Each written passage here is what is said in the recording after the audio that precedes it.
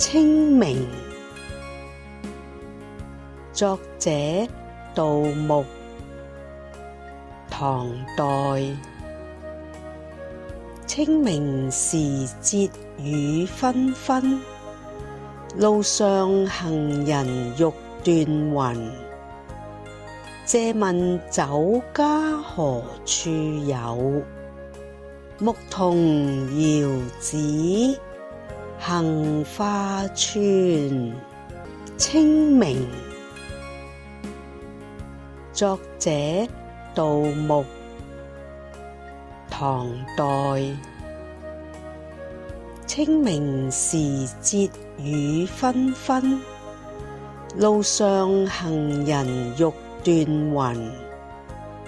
借問酒家何處有？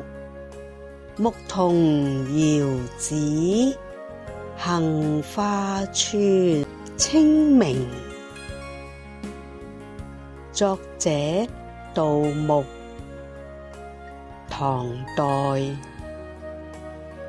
清明時節雨紛紛，路上行人欲斷魂。借問酒家何處有？牧童遙指杏花村。